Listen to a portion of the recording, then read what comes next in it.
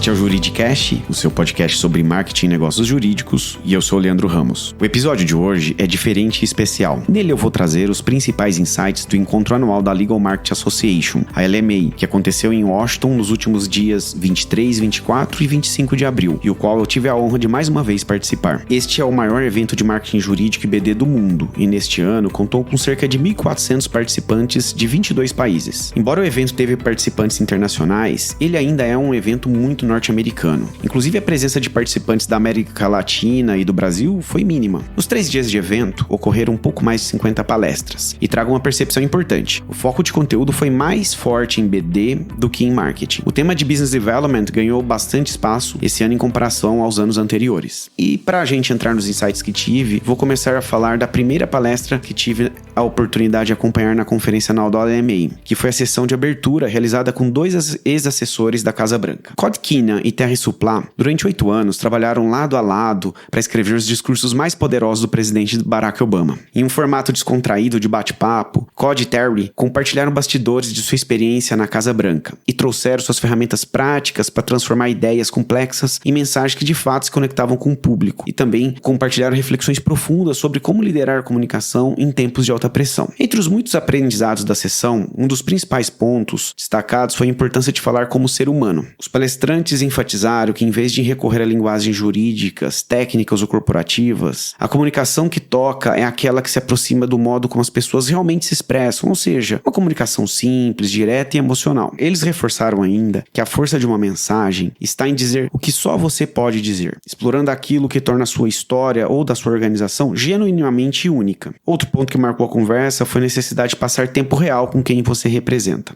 Eles destacaram que escritores de discursos e, por analogia, todos que trabalham com comunicação institucional só conseguem traduzir a voz de alguém se convivem, ouvem ou entendem sua essência. Sem isso, qualquer tentativa de expressão autêntica fica comprometida. Os palestrantes também destacaram o poder das histórias. Para eles, uma representação recheada de dados técnicos pode rapidamente ser esquecida, mas uma história bem contada permanece. Por isso, mesmo ao falar de temas áridos ou técnicos, enfatizaram que é essencial trazer elementos humanos e narrativas que aproximem o ouvinte. Um outro conselho fundamental que falaram foram sobre a importância de se abraçar o feedback. E para eles, muitas vezes, as sugestões mais valiosas vêm de onde menos se espera, inclusive de pessoas mais júniores dentro de uma organização. Para isso, é muito importante, segundo eles, manter uma escuta ativa e receptiva, que é a chave para se fortalecer uma comunicação que inicialmente parece sólida, mas poderia ser ainda melhor. Em termos de estrutura, eles ressaltaram a importância de simplificar a mensagem e permitir pausas. Nesse contexto, o Cod compartilhou uma história que ilustra bem essa ideia. Certa vez, após revisar um extenso discurso para o State of Union, Obama chamou Cod para uma conversa no jardim da Casa Branca. E aí o presidente disse que o texto estava muito bom, mas que parecia que estava no volume 10,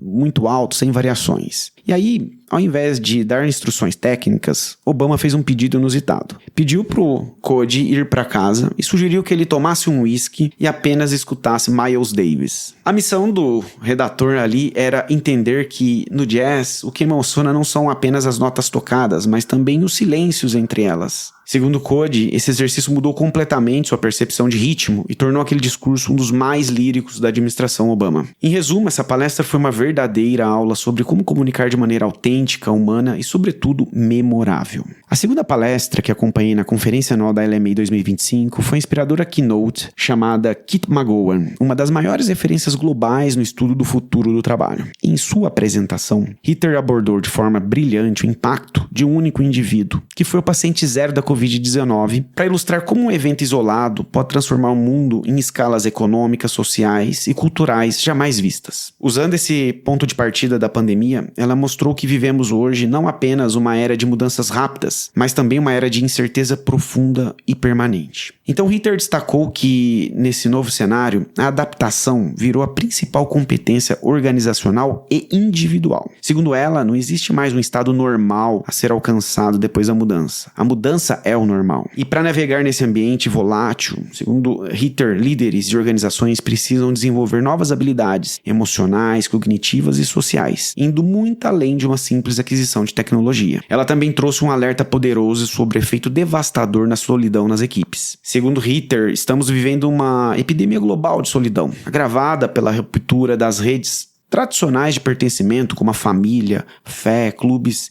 e laços comunitários. Segundo Ritter, o trabalho cada vez mais se tornou um espaço de conexão e pertencimento para muitas pessoas, o que aumenta a responsabilidade das empresas em criar ambientes de acolhimento, colaboração e segurança psicológica. No campo do engajamento, Ritter apontou o conceito dos 5 M's, um acrônimo aqui para 5 palavrinhas em inglês, que definem, segundo ela, o novo contrato social do trabalho. O primeiro M é o M de money, ou seja, pagar um salário justo. O segundo M é o de mission, ou seja, criar um propósito maior dentro da empresa. O terceiro M é o de mentorship, ou seja, a empresa e os líderes oferecerem oportunidades de crescimento para seus colaboradores. O quarto M é o de meaning, ou seja, trazer significado e sentimento pessoal no que se faz. E por fim, o quinto M é o de membership, ou seja, trazer pertencimento real para as pessoas. E Ritter reforçou que, para reter talentos, especialmente da geração Z, é fundamental entregar mais do que dinheiro. Segundo ela, é preciso oferecer aprendizado, propósito e comunidade. Outro grande insight dessa palestra veio da sua análise sobre o uso da tecnologia. Para ela, a inteligência coletiva supera a inteligência individual. E num mundo inundado por inteligência artificial, Ritter destacou que o verdadeiro diferencial humano será a capacidade de colaborar, liderar com incerteza, construir confiança e exercer pensamento crítico. E aí ela lembrou que, paradoxalmente, ferramentas como IA podem reduzir nossa capacidade de pensamento crítico se forem usadas apenas como atalhos para respostas prontas. E aí entra um papel importante dos líderes que devem estimular a fricção saudável de ideias para promover inovação real. Um outro ponto interessantíssimo que ela trouxe foi que, para lidar com toda essa turbulência, Ritter defendeu que líderes precisam se tornar, acima de tudo, vendedores de esperança. Segundo uma pesquisa citada por ela, esperança já é hoje o atributo mais desejado em um líder, superando estabilidade, confiança ou compensação. No fim, as pessoas buscam líderes que apresentam uma visão positiva de futuro e um caminho claro para se chegar até lá. Em resumo, a palestra de Ritter McGowan foi um chamado à ação. Para liderar no mundo de hoje, é preciso colocar o humano no centro, entendendo emoções, acolhendo incertezas, fomentando pertencimento e cultivando esperança em cada passo. Uma outra palestra que acompanhei no segundo dia de evento foi sobre transformação digital no direito, conduzida por Michelle Woodier e Kimberly Rennick. Com estilo dinâmico e provocativo, Michelle e Kimberly abriram a sessão destacando um ponto essencial. A transformação digital nas firmas não é mais opcional, é estratégica e urgente. Segundo as speakers, em um mercado em constante evolução, onde tecnologia, dados e experiência do cliente se tornam diferenciais competitivos, os líderes de marketing jurídico precisam agir de forma estruturada para que seus esforços tecnológicos estejam alinhados às metas de crescimento das firmas. Ao longo da apresentação, elas compartilharam um diagnóstico honesto. Muitos escritórios vivem hoje o desafio de sistemas fragmentados, baixa integração de dados e adoção tímida de novas tecnologias por parte dos times internos. Esse cenário gera desperdício de recursos, perdas de produtividade e um enorme obstáculo para gerar insights estratégicos a partir de dados. Uma das mensagens centrais do workshop foi: a tecnologia sozinha não resolve nada. Segundo elas, o que gera valor é a combinação entre entendimento profundo dos processos de negócios, escolha de tecnologias adequadas e uma forte estratégia de adoção e gestão de mudança organizacional. Michelle compartilhou sua experiência prática no mercado jurídico, quando ela liderou uma criação de uma stack, ou seja, um conjunto de ferramentas tecnológicas que foram utilizadas para integrar marketing e BD. Ela descreveu como, antes da transformação, a realidade era de ferramentas isoladas, dados desatualizados e plataformas que não se falavam. Um cenário muito comum nas firmas jurídicas atualmente. Com o trabalho de mapeamento de processos e integração de tecnologias, segundo Michelle, foi possível mudar radicalmente a experiência dos usuários internos e o acesso a dados estratégicos para o negócio. Kimberly reforçou a importância também da escuta ativa. Segundo ela, para construir a transformação digital que realmente funcione, é preciso se sentar com quem usa as ferramentas, Sejam eles advogados, equipe de marketing, de BD, para entender suas dores reais e mapear os gargalos do dia a dia. O workshop também trouxe aprendizados valiosos sobre planejamento de negócios. Kimberly explicou que o planejamento estratégico precisa ser traduzido em ações práticas e conectadas com o uso de dados. Ela sugeriu até um método simples para quem ainda não tem um planejamento de negócios, montar um formulário no Google, por exemplo, e iniciar um processo de planejamento de clientes e metas, que pode ser útil para escritórios que ainda estão em fases iniciais de maturidade tecnológica. Um outro ponto que essa palestra trouxe foi a discussão sobre engajamento digital e geração de leads. As palestrantes mostraram que é possível com análise de dados de tráfego, né? Como, por exemplo, descobrir quem lê os alertas dos escritórios, quem visita as páginas dos advogados ou quem ainda interage com os conteúdos. É possível entender de forma estratégica e identificar oportunidades de prospecção de negócio a partir desses dados, né? Transformando o marketing em um motor real de geração de leads e não apenas de brand. Além disso, foi enfatizada a importância do CRM, não apenas como uma base de contatos, mas como uma ferramenta crítica de gestão de relacionamentos, pipeline comercial e oportunidades de negócios. No fim da sessão, as duas palestrantes deixaram uma mensagem clara. Não existe transformação digital sem foco no elemento humano. E adotar tecnologia é importante, mas o sucesso depende da cultura interna, da disposição para mudar e da capacidade de construir narrativas positivas sobre o valor dos novos sistemas. Uma outra palestra que acompanhei no evento da LMA foi sobre rebranding, conduzida por Robert Algeri e John Algeri, sócios da agência norte-americana Gray Jakes, especializada em branding e sites para o mercado jurídico. De maneira descontraída e prática, Robert e John defenderam uma tese provocativa, mas altamente fundamentada.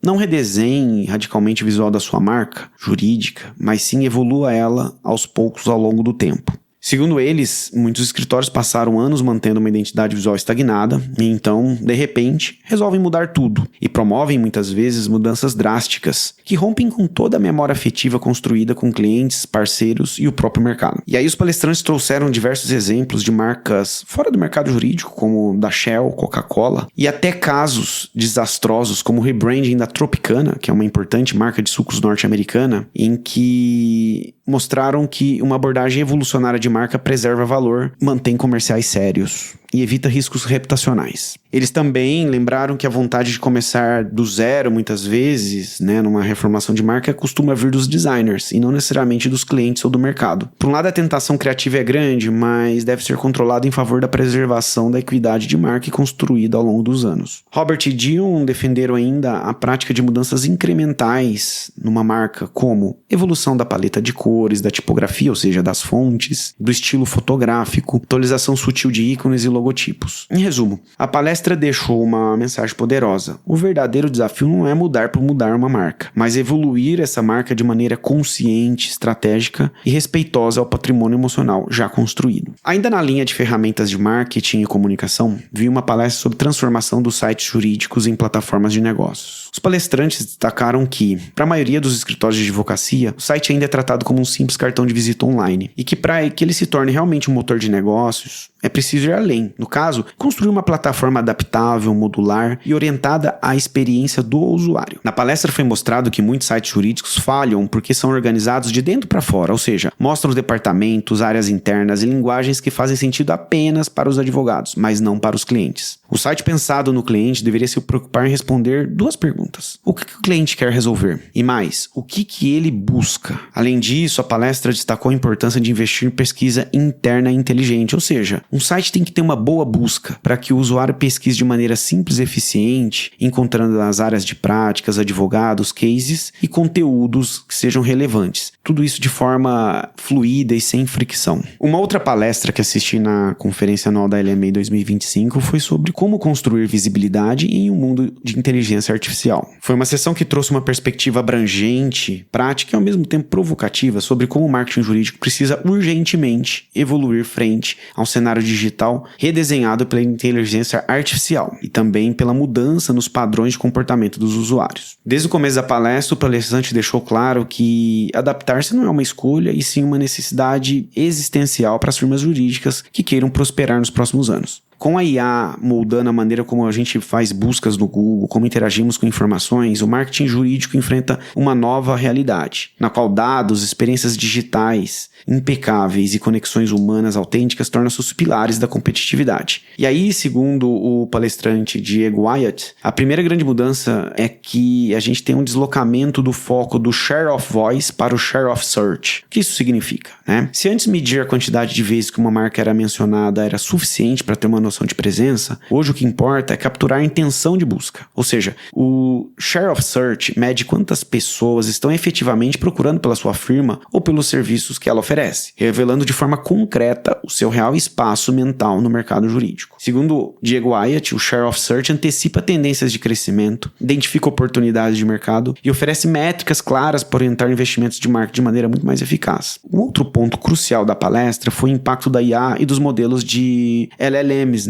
na dinâmica de SEO. A prática tradicional de SEO baseada em palavras-chave está sendo substituída por uma abordagem centrada em intenção de usuário e buscas semânticas. Com a popularização de assistentes virtuais, buscas por voz e respostas diretas fornecidas por IA, a estrutura do site jurídico precisa ser reformulada para responder às perguntas complexas, criar conteúdos de alta performance e ocupar posições de destaque nas novas plataformas de busca. O palestrante reforçou que a revolução da IA não é algo que vai acontecer, e sim que ela já está em pleno curso. Hoje, segundo ele, 2/3 das pessoas já utilizam ferramentas de inteligência artificial como mecanismos de buscas, e essa transformação impacta profundamente a maneira como escritórios jurídicos são descobertos e avaliados. Wyatt também abordou uma mudança cultural ainda mais profunda. Segundo ele, o marketing B2B precisa aprender com o marketing B2C. No setor jurídico, muitas firmas ainda insistem em focar apenas em expertise e resultados técnicos, mas o público moderno, mesmo o B2B, responde a marcas humanas, relevantes e emocionalmente distintas. Ele trouxe um estudo do mercado norte-americano que revela que 95% dos compradores de serviços jurídicos não estão no mercado para comprar no momento,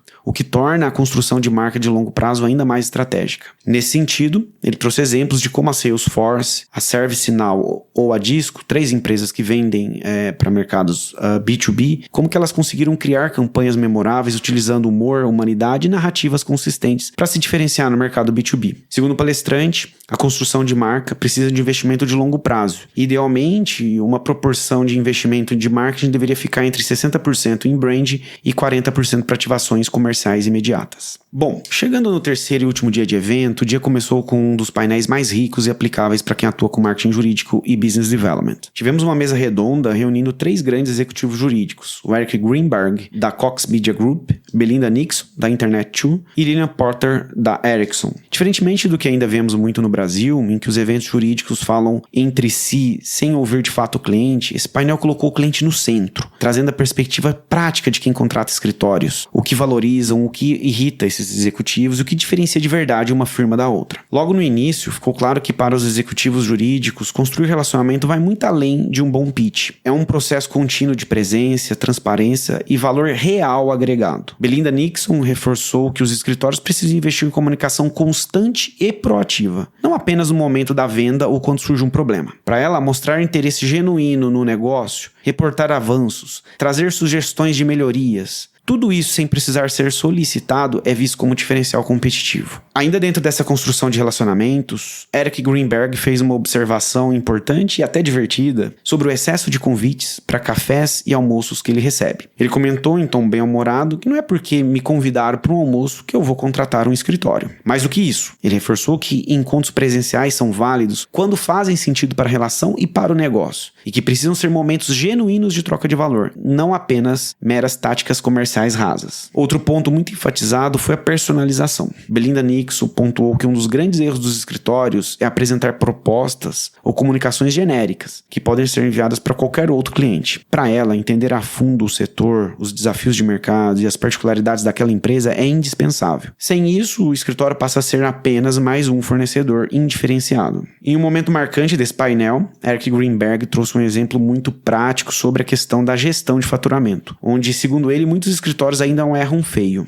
Ele contou que certa vez recebeu uma fatura de um escritório cobrando apenas 12 minutos de trabalho. E ele mencionou o impacto negativo que isso causou. Segundo ele, se o escritório está me cobrando para ler um e-mail de 12 minutos, que tipo de mensagem ele está me passando? Segundo o executivo, esse tipo de detalhe, embora aparentemente pequeno, gera uma impressão duradoura de falta de sensibilidade comercial e pode prejudicar a relação de longo prazo entre empresa e escritório. Outro insight poderoso desse painel foi sobre os pitch meetings, né? Ou seja, os encontros para apresentação dos escritórios. Os 3 executivos concordaram que, mais do que materiais de apresentação, o que impacta de verdade num encontro desse é o tempo gasto ouvindo o cliente. Ao discutir os critérios que levam à troca de um escritório, os executivos citaram que os principais motivos são serviços que não atendem às necessidades ou problemas de precificação. Ou seja, preço é relevante, mas o principal ainda é a entrega de valor percebido. Sobre diferenciais de decisão, Lilian Potter chamou a atenção para algo que muitas vezes é negligenciado: a composição do time além do sócio líder. Segundo ela, o cliente observa muito quem são os advogados que efetivamente estarão no dia a dia da operação, e não apenas quem faz a venda ou assina o contrato de prestação de serviços. Esse painel evidenciou algo que ainda falta maturar no mercado jurídico brasileiro: ouvir o cliente de forma genuína. Não basta supor que o cliente quer, é preciso perguntar, escutar de verdade e a partir daí construir relações mais sólidas, estratégicas e sustentáveis. Uma outra palestra bem interessante no último dia de evento foi conduzida pela pesquisadora Karen Freeman da DCM Insights. A sessão teve como objetivo principal apresentar uma evolução prática do famoso estudo Genome Project, pesquisa que tive a oportunidade de conhecer em primeira mão em um evento sobre BD em Chicago em 2023 e que agora foi aprofundada com um pré-lançamento do livro The Activator, distribuído aos participantes do evento em caráter exclusivo, pois esse livro ainda nem foi lançado oficialmente no mercado norte-americano no momento do evento. Karen iniciou a sessão fazendo uma breve recapitulação dos conceitos centrais, reforçando que os hábitos tradicionais de desenvolvimento de negócios, baseados exclusivamente em lealdade e relacionamentos históricos, estão em declínio. Em um ambiente mais competitivo, os escritórios que se destacam são aqueles que conseguem aplicar de forma consistente comportamentos chamados de ativadores, ou seja, atitudes que cultivam relacionamentos de maneira sistemática e estratégica. Para quem ainda não conhece o estudo Genome Project, essa pesquisa revelou 5 perfis de profissionais no contexto de desenvolvimento de negócios. O primeiro perfil é o do especialista, que é um profissional altamente técnico, mais passivo, que espera ser procurado. Um outro perfil é o confidente, que mantém poucos relacionamentos muito próximos, mas tem dificuldade de expandir sua rede. O terceiro perfil é o debatedor, questionador, provocador, que tenta desafiar o cliente, mas pode tornar a interação cansativa. O quarto perfil é o realista, que é um perfil de profissional prático e cauteloso, focado em riscos e limitações. E por fim tem o perfil ativador, que é um profissional proativo, expansivo e colaborativo, considerado mais eficaz no cenário atual para a geração de negócios. Este último perfil, que nem dá o nome ao modelo, se diferencia pela adoção consistente de 3 grandes pilares comportamentais. O primeiro deles é o comprometimento, ou seja, são profissionais que mantêm disciplina e constância no tempo dedicado ao desenvolvimento de negócios. O segundo comportamento é o de conexão, ou seja, são profissionais que expandem continuamente sua rede de contatos estratégicos. E por fim, o terceiro comportamento é o de criação de valor, ou seja, são profissionais que buscam agregar insights e novas perspectivas de forma proativa, mesmo fora dos momentos de transação comercial. Karen enfatizou na palestra de maneira clara que o diferencial dos ativadores não é um talento inato nem traço de personalidade, mas sim hábitos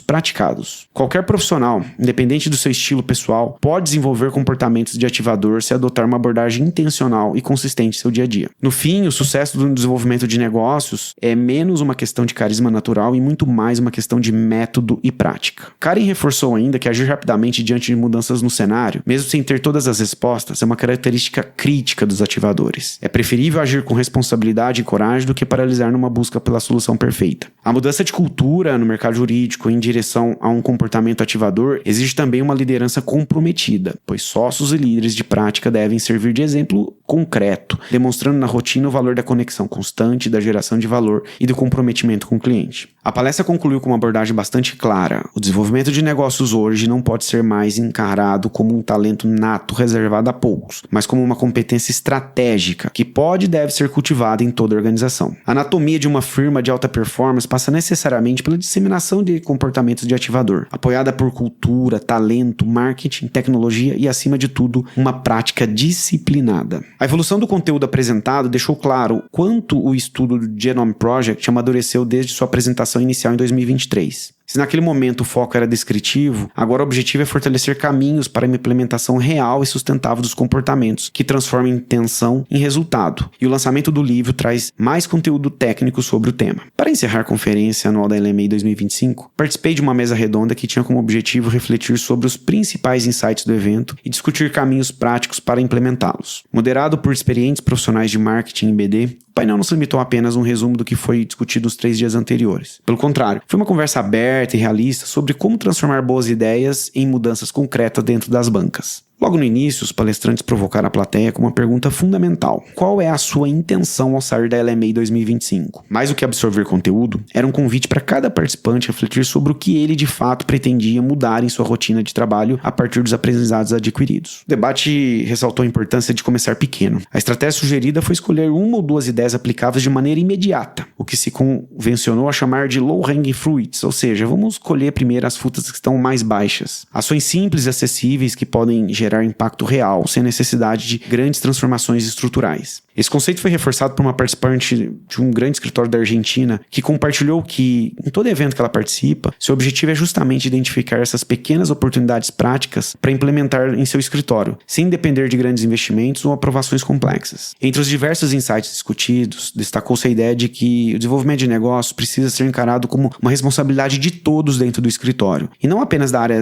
de marketing e BD. Construir essa mentalidade exige treinamento, comunicação clara e exemplos vindos da liderança. Outro tema que permeou o bate-papo foi o papel cada vez mais estratégico da tecnologia no desenvolvimento de negócios. Em um mercado em que nem todos os escritórios possuem grandes times de dados ou equipes dedicadas a analytics, foi ressaltada a importância de encontrar soluções tecnológicas práticas e escaláveis que ajudem a identificar oportunidades, apoiar a tomada de decisão e facilitar a personalização das interações com clientes. Também foi muito discutida a necessidade de construir histórias de impacto na comunicação com clientes e prospects. Mais do que listar serviços, os escritórios precisam aprender a contar narrativas que demonstrem claramente o valor que geram, seja por meio de casos de sucesso, seja articulando de maneira simples o impacto que suas atuações provocam nos negócios dos clientes. Os debatedores reforçaram ainda que, independente do porte do escritório, é essencial balancear a ambição com realismo. Em organizações menores, o escopo de atuação muitas vezes é mais amplo e profundo, exigindo que os profissionais atuem em diversas frentes com agilidade e foco. Já nos grandes escritórios, a sofisticação de processos precisa ser acompanhada pela capacidade de agir com clareza e priorizar o que realmente gera resultado. Ao final, a mensagem foi clara: não deixe que o acúmulo de ideias se torne paralisante. Escolha uma iniciativa prática, comece pequeno, conquiste pequenas vitórias e, a partir delas, construa a credibilidade necessária para avançar com os projetos maiores. Como resumiu um dos debatedores, a chave é voltar para o escritório e se tornar um profissional melhor, não porque você ouviu muito, mas porque você implementou algo que fez a diferença.